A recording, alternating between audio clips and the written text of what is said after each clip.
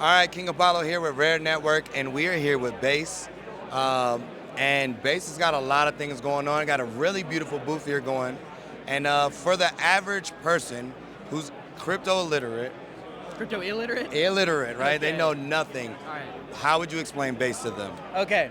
Base is a blockchain, which means that it's a place where people can build their dApps on top of it, build experiences on top of it.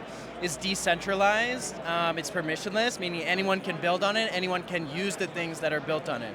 So unlike your more traditional platforms like Google, Facebook, Apple, where there's a gatekeeper who decides what you can build, a blockchain like Base is permissionless, where anybody can build a business on top of it, anyone can access those businesses worldwide. Yeah. So this is something that you're basically making it readily available for the regular person, and is also readily available for maybe a Fortune 500 company as well? 100%. So Base is a blockchain incubated by Coinbase, and so Coinbase is a Fortune 500 company. Coinbase is building products on top of Base, but you also have small creators, small game studios, stuff like that, building applications on Base. So there's many blockchains out there now. Base is what's called a layer 2, meaning it's a faster, cheaper blockchain that is still sort of inheriting a lot of the features of the Ethereum ecosystem. We're built on the OP stack. It's an open source framework. There's lots of other networks like Zora, OP Mainnet, that are also built on the OP stack. So Base is one of these, and this collection of blockchains is called the superchain because they're built with the same software, they're interoperable.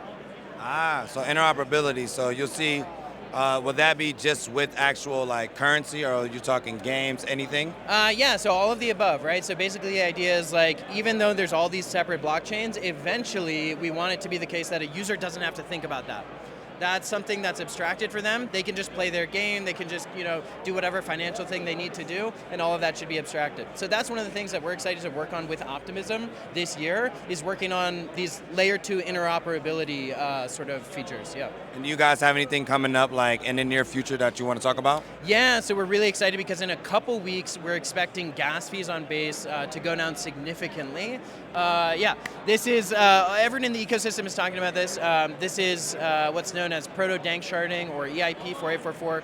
Basically, Ethereum is going to get a lot cheaper for layer 2s to settle to.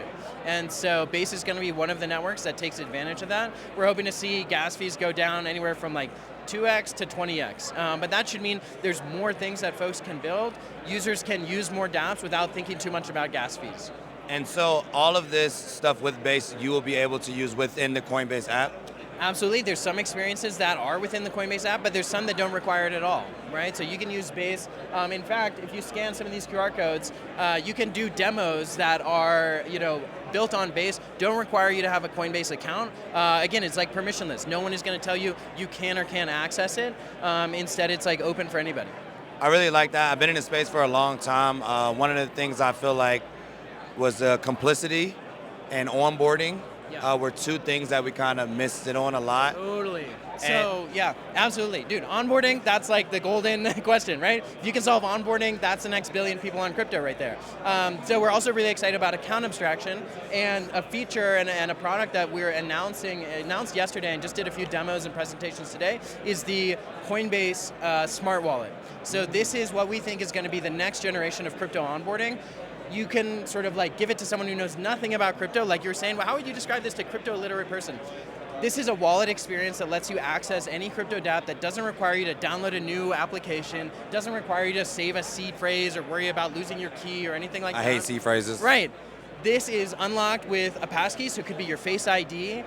It works on web, so it's not requiring you to download a new app or anything like that. And so hopefully it's going to lead to a bunch of new sort of, easily onboarded, folks, new experiences that can leverage that. So yeah, really excited about that. I definitely have to pay attention to that. You're speaking my language there. One thing I hated was like the onboarding, complicity, and like fees as well, like gas fees. Gas fees kill me. Totally. I've been in many NFT gas fee wars trying to get stuff. We don't want that. Yeah, you don't want that. We want gas fees to be so low that developers are happy covering the gas fees for their users. It's similar to like today, Facebook, Google, they don't ask their users to pay their infrastructure costs.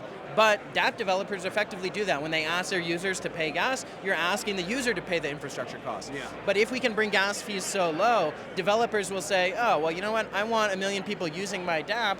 I'll just put, maybe $100, maybe $1,000 of gas. I'll pay for the gas for my users. Suddenly, users don't have to even know about gas, even think about it. And that's going to, again, open the door to onboard the next billion people. And do you guys have like maybe literature or anything that people can go and seek out to maybe look further into this? Yeah, absolutely. Check us out at base.org. That has links to all of our blogs where we're announcing all of these features, has links to our docs if people want to get started building on it, has links to our demos if you want to try it out yourself. So that's where to find it, base.org. All right, sounds great. Is there anything else you want to tell the people before I let you go? We'll see you on chain.